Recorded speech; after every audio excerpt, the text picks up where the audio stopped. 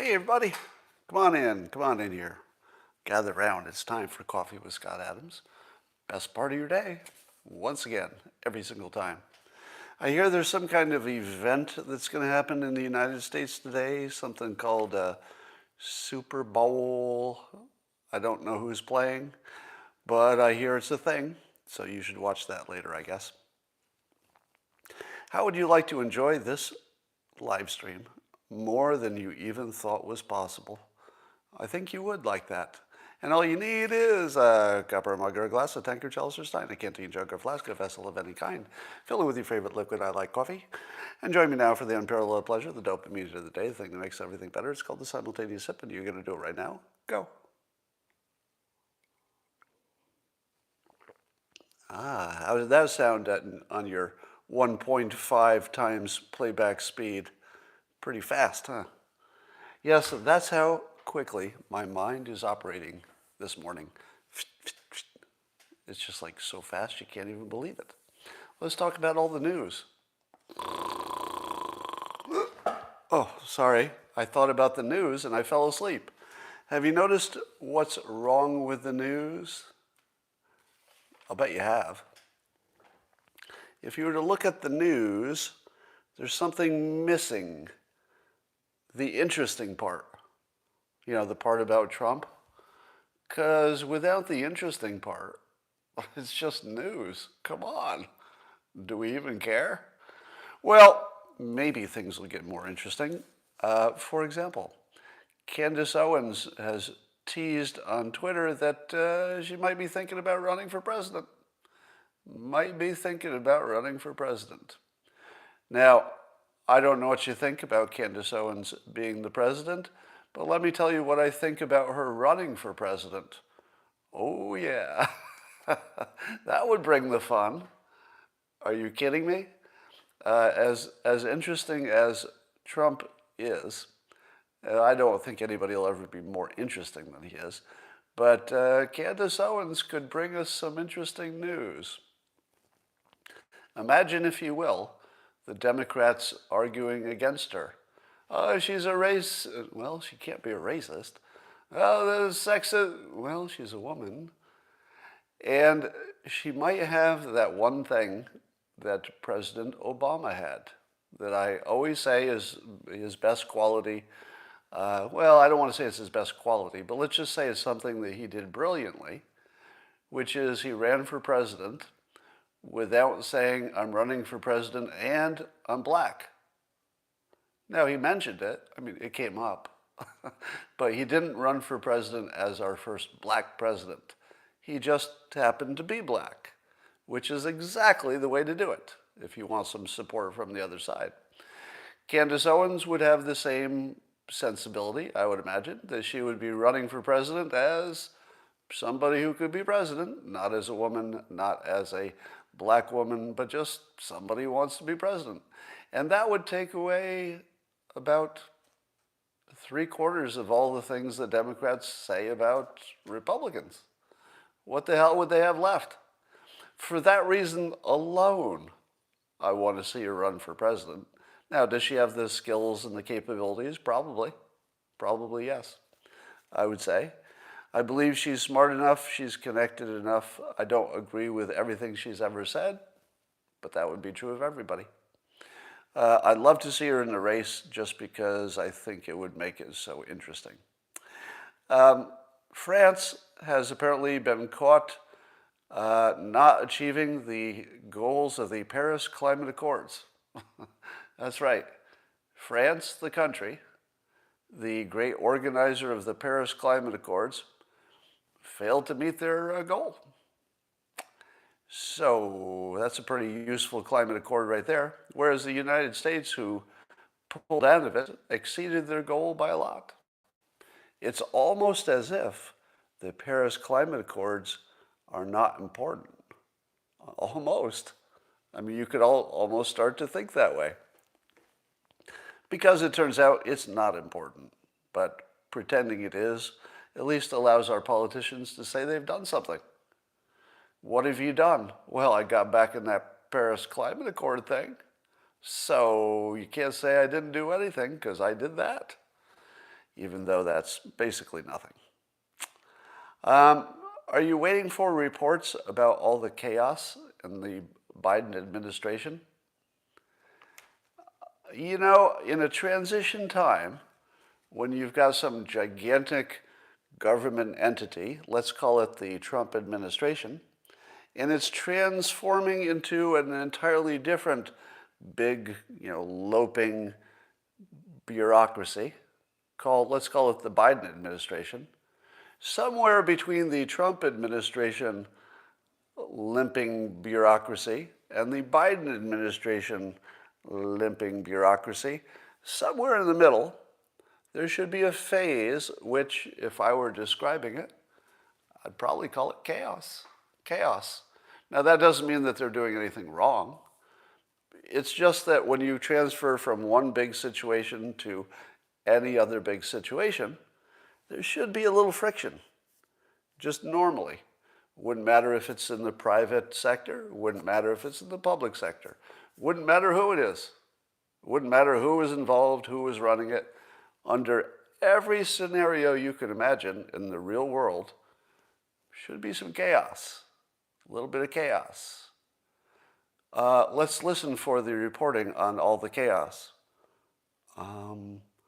Nothing yet. Seems to me that we would have some whistleblowers, some anonymous sources inside the Biden administration saying, it's not going as smoothly as it could.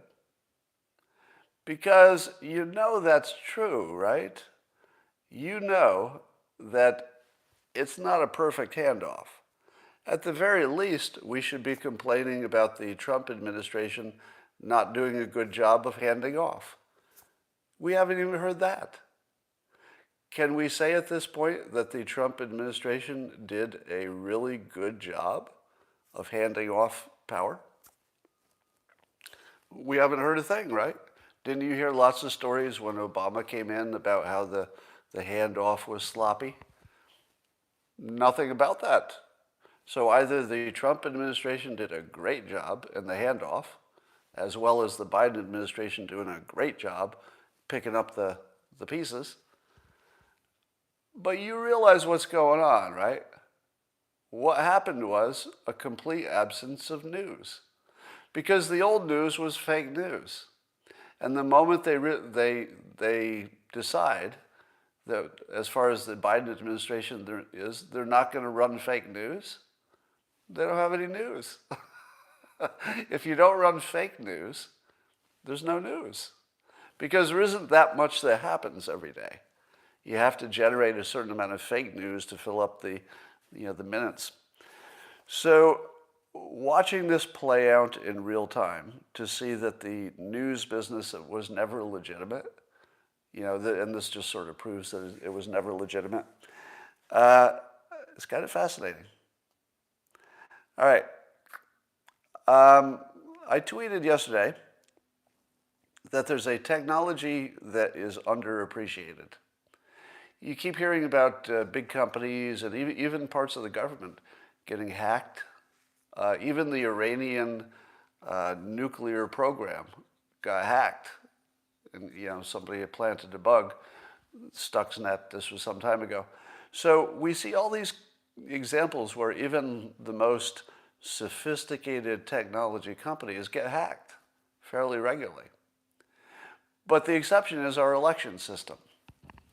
Now, our election system also has hardware and software and connected systems and stuff.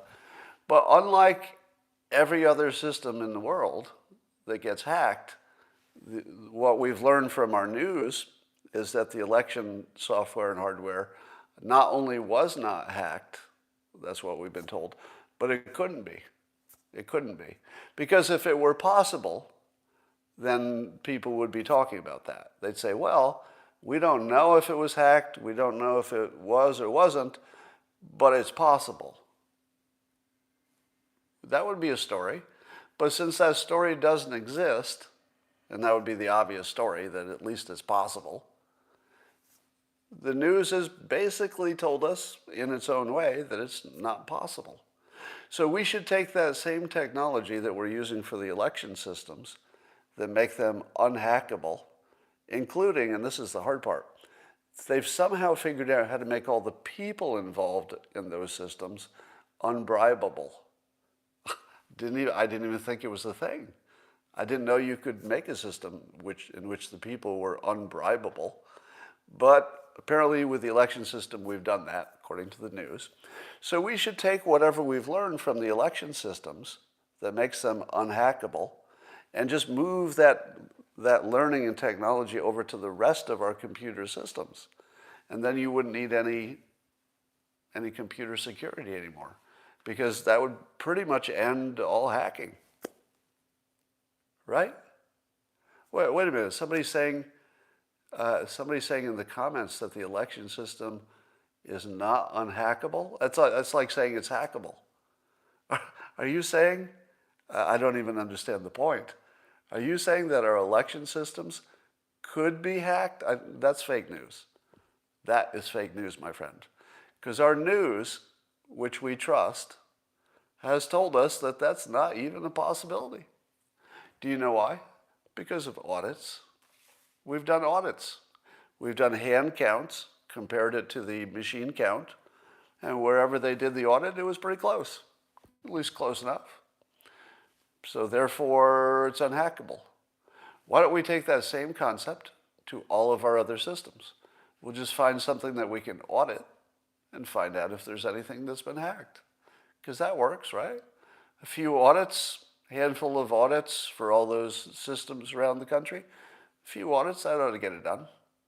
So that's all I'm saying is I don't want to be kicked off of social media, so I certainly wouldn't say that we have had any problem with our election system. I'm aware of no proof of any kind of fraud. There is no proof in any court that our system had widespread fraud.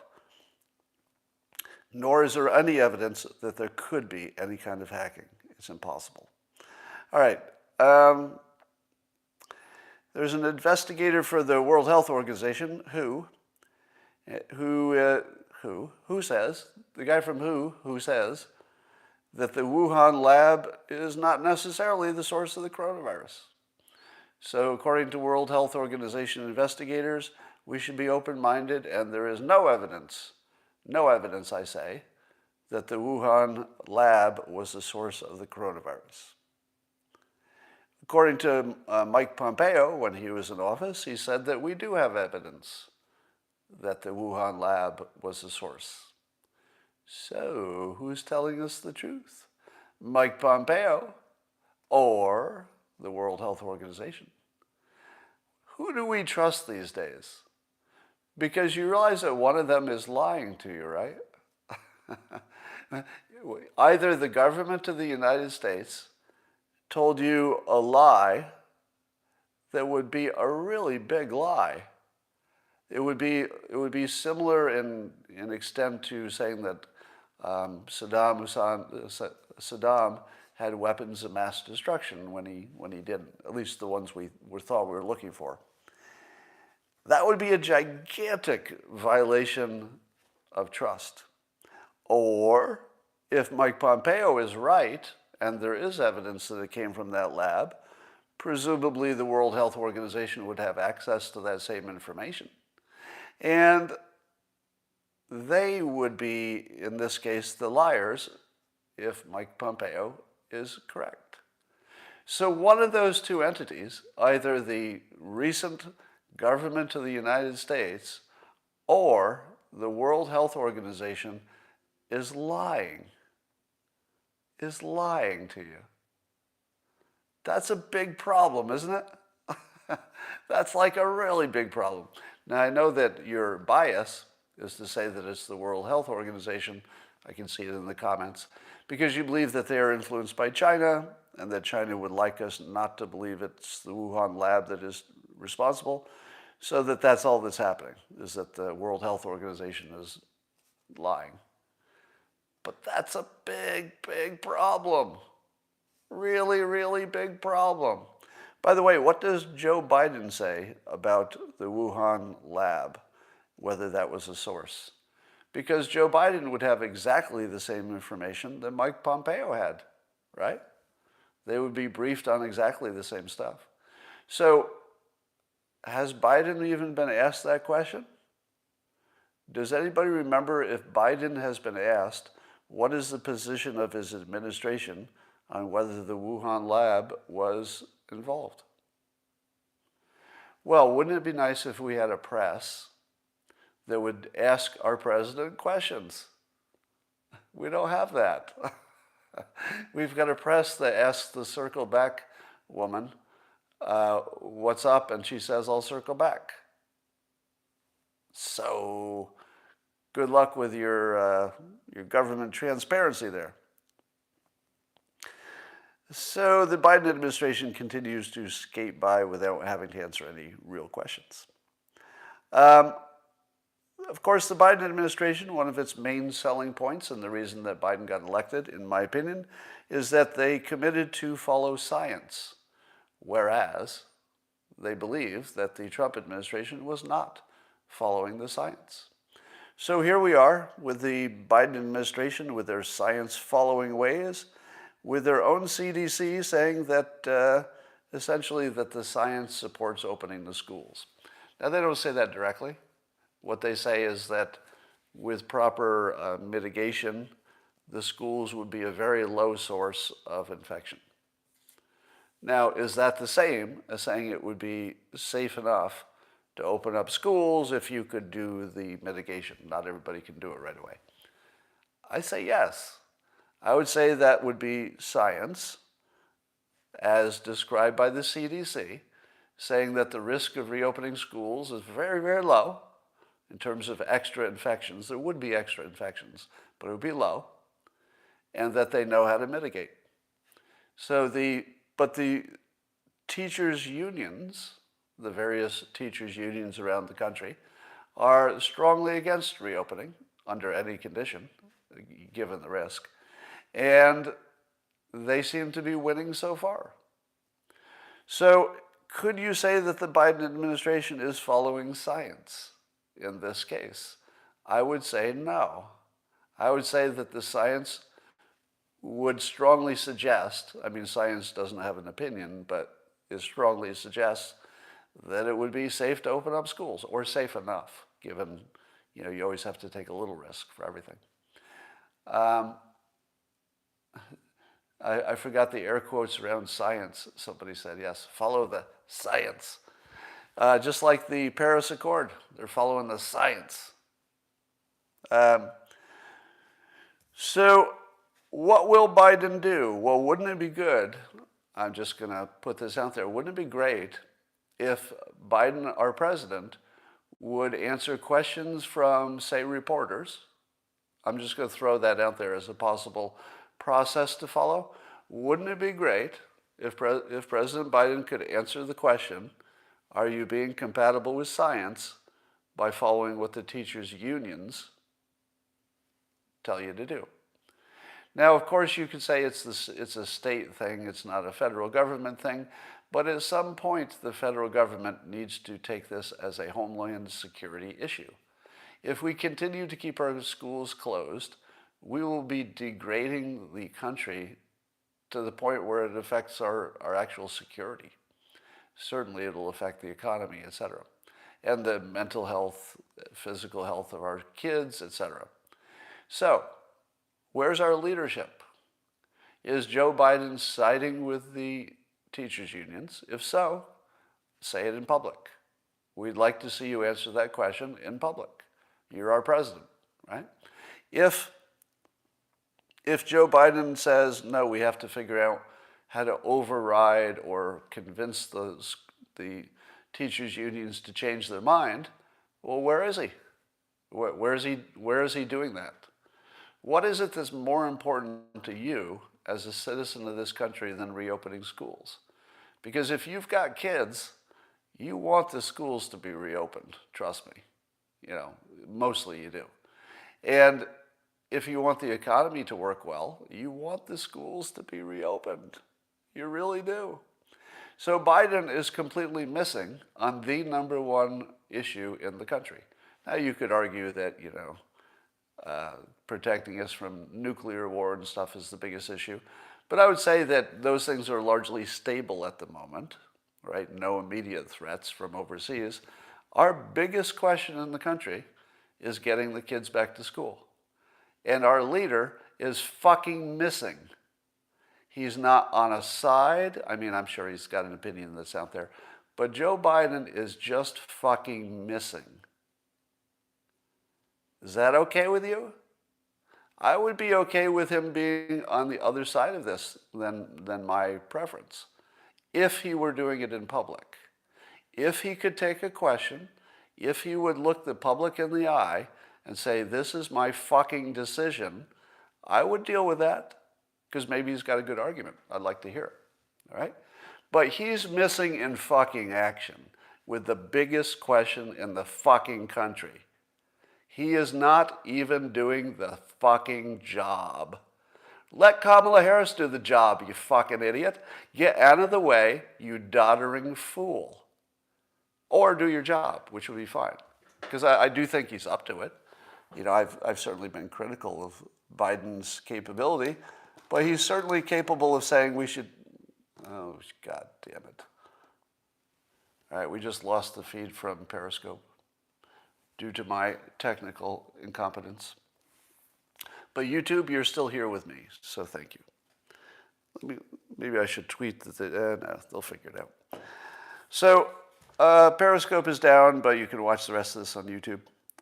So Joe Biden, you are not doing the job, right? I could easily be okay with Joe Biden disagreeing with my political opinion, but doing the work. He's not doing the fucking job. You got to show up to fucking work, right? We're paying you, asshole. Show up to work. Answer a fucking question. All right. Or just get out of there and put Kamala in, and maybe she'll answer a question. At this point, Joe Biden either has to do the fucking job or get off the stage, because he's not doing either one, and he needs to do one of those fucking things. Do the job or get off the fucking stage. And we'll just deal with Kamala. So there's that. Apparently, the negotiations over how to handle the second Trump impeachment trial has a lot to do with how long it will take. So some of the negotiations involve, will it be 2 weeks or 3 weeks, etc.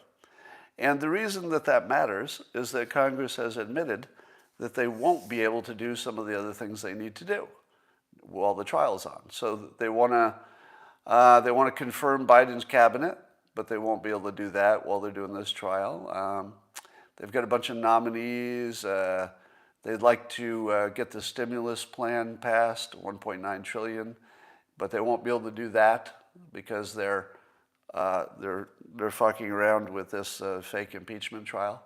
Now, just hold this in your minds for a second. Congress has admitted that they won't be able to do their work, vital work. What is more important than the stimulus package, right? What is more important than figuring out how to get kids back to school? They're not going to do that. Instead, they're going to do the one thing that every person in the world knows has no value, which is to try to impeach the president and fail. Everyone knows that nothing will come of that. And yet they're admitting that they're not going to do the work for which they were hired, get us a stimulus bill, confirm your cabinet. They're actually telling us straight up they're not going to do that work. You fucking assholes. You fucking assholes. Let me give you two choices. Either make an argument for why this impeachment makes fucking sense, which you haven't even tried, haven't even fucking tried to make an argument about why this is good for the country. We get why it's good for Democrats, you assholes. We get that. Tell us why it's good for the rest of us. Why is it good for me that you're not going to do the fucking work of the country? Why does that help me? Right?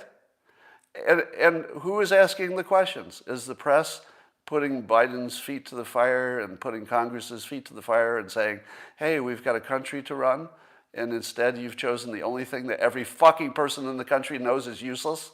Every fucking person knows it's useless. You're going to do it anyway, right in front of us. Right in front of our eyes.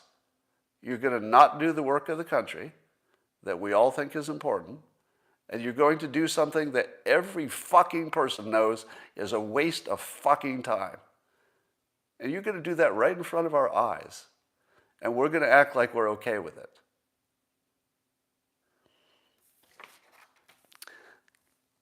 Let me tell you one thing that I appreciated about the Capitol assault. I disavow the Capitol assault, and those involved have to deal with the legal consequences.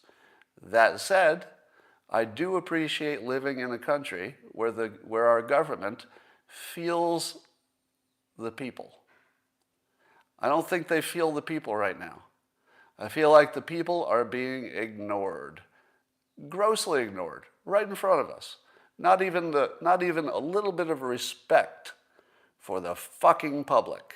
Not an ounce of respect for the fucking public. Nothing. If they had any respect for us whatsoever, they would do their job instead of this. All right. On the positive side,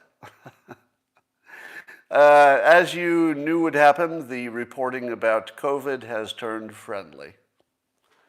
Was there any chance that wasn't going to happen? So instead of endless stories about how the Biden administration is blowing the rollout of the vaccinations, by the way, I don't know if that's true. I just know there aren't enough vaccinations to go around. But if this were the Trump administration, it would be endless stories about how the rollout was not going well. But instead, the stories are that the rollout is going better than he promised, which actually is true. So apparently, we're doing better than a million inoculations per day, and that was Biden's promise, was 1 million a day for, I don't know, 100 days or something, and we're at 1.2 million.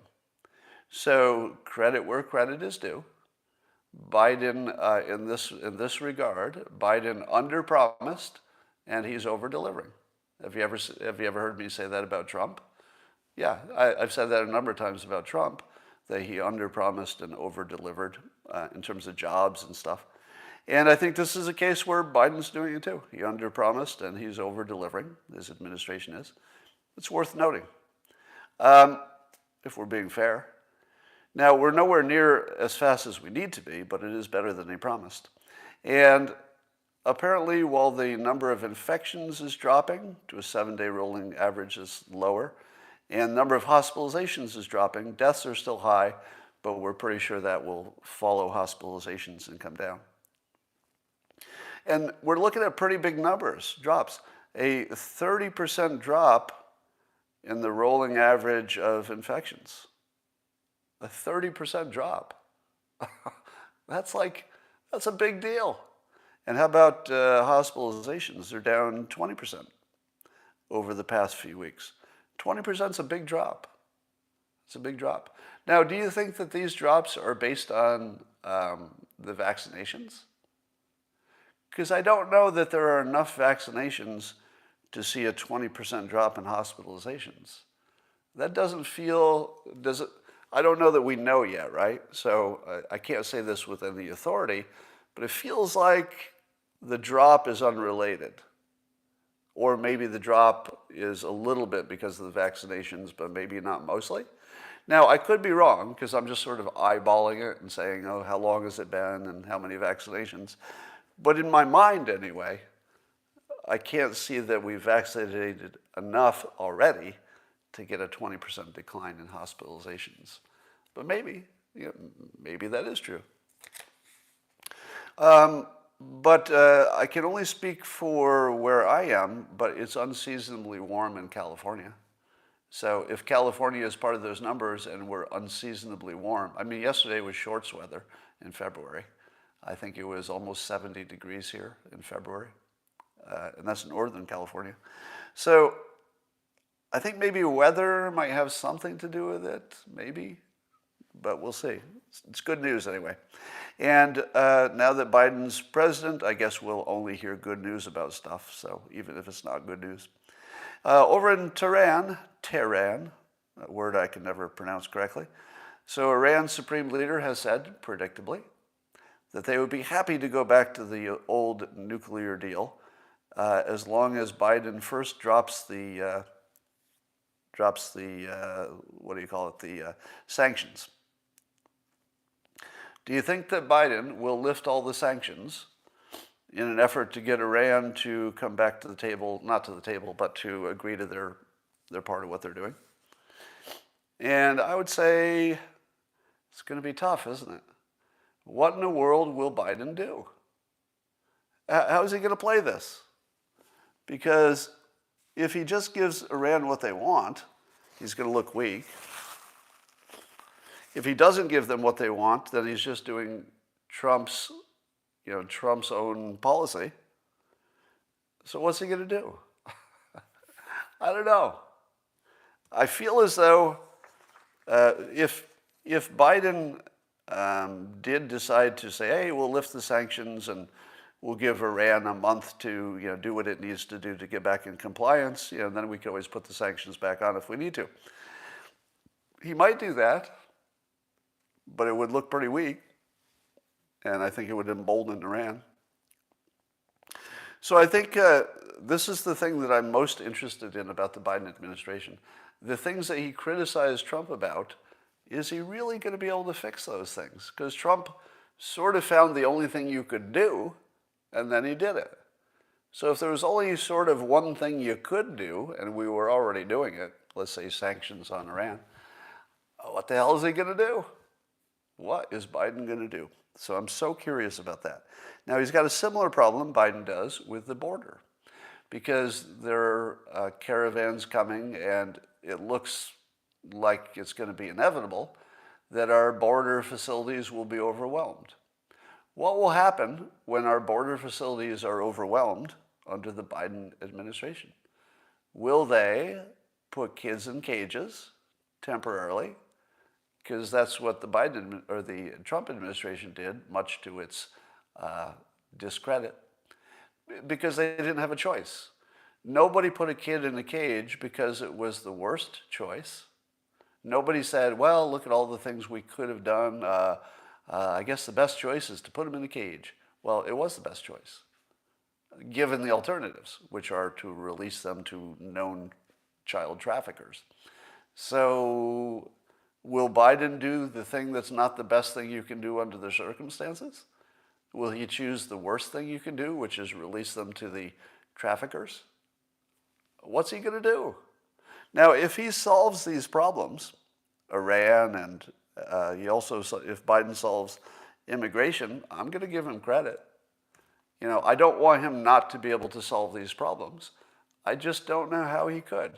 So, curiosity, and I will give, let's say, even though we're all biased about our political side, and I'm no different. I've got the same amount of bias as anybody else.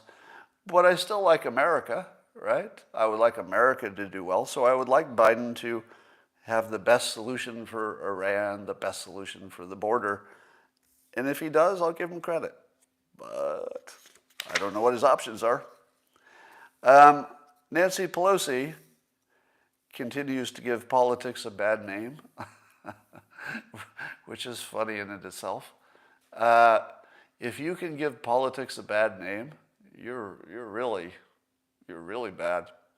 And so while I typically don't like to do the hypocrisy stories because they're too easy and everybody does them, sometimes they're worth calling out.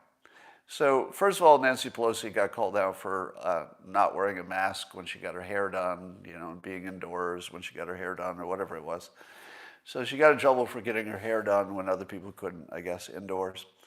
But now she's getting in trouble for, apparently she went through a side door that the leadership can use to get into the main congressional area there. And so she didn't go through the metal detectors, which people are being fined for not going through them. I guess Louis Gohmert and who is it? Lauren Bobbitt? What's her name? Boebert? Anyway, so a few congressional people didn't go through the metal detectors and will be fined $5,000 apiece for refusing to going through metal detectors. Now, in the case of Gomer, he had been through the metal detector, had left to go to the restroom, came back from the restroom and didn't want to go through the metal detector again. Now, was he going to go get a gun from the restroom, like a mafia movie or something? He tweeted about the same thing. He made that joke. Was that really something that Gomer should be penalized for? He went through the metal detector once. He just used the bathroom. He's a sitting member of Congress. Did we really need to check him again? So the fact that Nancy Pelosi also avoided the metal detectors by coming through a special door that they have for leadership, I think she has to be fined. I think she has to pay the same fine. I don't see any way around it. You either have to treat them the same or not, and it's pretty easy to treat them the same. It's not like she can't pay it, right? She's pretty rich, but she's got to pay it. All right, so there's where we are with our terrible government. The Biden administration is going to just apparently not work on the things that are the most important to the country, getting kids back to school, for example. Somebody says, I bet she doesn't pay the fine. Yeah, we'll see. How is Nancy rich? Well, her husband is rich. But yeah, you might have some questions about that.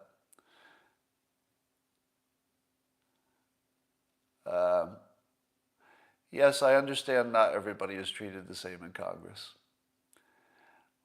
His winery, yeah, I hear about the Plump Jack winery staying open. I don't know if that's true or not. That sounds like fake news. It sounds like something that I wouldn't trust. So I think the Gavin Newsom recall petition is getting close to the number. They have to go beyond the number for the recall because some of the names will be challenged. But it looks like he's going to get recalled at this point, or at least that there'll be a recall vote of some kind. You know what I don't mind? Of all the things that Gavin Newsom has been accused of, the one that I don't care about at all is that he ate at the French Laundry. Because here's the thing. If a restaurant is legally open, you can eat at it. That's it. If Gavin Newsom was the only person served at the French Laundry and they opened up just for him and his friends or something, well, I'd say that's pretty bad. But if the restaurant was legally open, he can eat there. He can eat there. Even if he's telling you that you should usually stay home, if it's open, he can eat there. That's the end of it. So I'm happy to pile on Governor Newsom for everything else he's done that you don't like, but I'm not going to pile on him for going to a business that's legally open. That's just not where I'm going to spend any of my outrage. It's an appearance thing. Yeah, I get it. It's an appearance thing. But you know how it appeared to me? The way it appeared to me is that he went to a business that was open. That's it. And going to businesses that are open is really good for those businesses. So I ate dinner twice this week. So California is newly, at least where I am, is newly reopened for business, for the restaurants. So the restaurants were closed down completely for several weeks, and now they can do business outside. Here's the good news. The weather was nice, as I said yesterday. I went down to my main street in my small town here in Pleasanton, California, and it was hopping. The main street in my town, actually I've never seen more people there unless there was like an actual event. But just for a Saturday night, just for a night that people go out to eat, there were more people downtown out and about and eating than I've seen maybe ever. It was actually really inspiring. It made me feel good. Now the dining is still outside, So we ate in little tents, and they've got their heaters there and stuff. Now, it's California, so we can still do this even in February. But I gotta say, here was the strangest thing about it. These little outdoor tent situations, they often have an open side, so they're not enclosed. But it was pretty good. I actually enjoyed eating on the sidewalk in the little tent more than I would have probably enjoyed eating indoors. Because when you're indoors, you're packed together and you've got the acoustic problem, and I kind of enjoyed it. It was maybe even an upgrade, eating outdoors. So both meals were excellent, and it was good to feel normal again, even with the masks and stuff. So I'm feeling like progress. A few of those restaurants looks like they were doing good business, so maybe they'll be back. Super Bowl parties. Yeah, unfortunately, I don't know any way that Super Bowl parties will be avoided. It's guaranteed that people are going to have them. Now, let me ask you this. Have any of you attended any kind of a unmasked or even masked event with lots of people?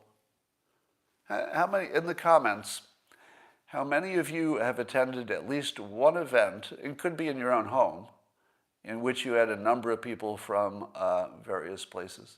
So I'm just going to look through the comments. It looks maybe evenly split between people who have and people who have not. Yeah, I'm amazed. A lot of you have spent time in crowds during a pandemic. You voluntarily spend time in crowds. Okay, I'm gonna say that I haven't done that. Now, I don't think any of us are doing perfect social distancing, but where I draw the line is a crowd. I'm just not gonna go where a bunch of people are packed into a space for any reason. There's no reason I will put myself in that situation, indoors especially.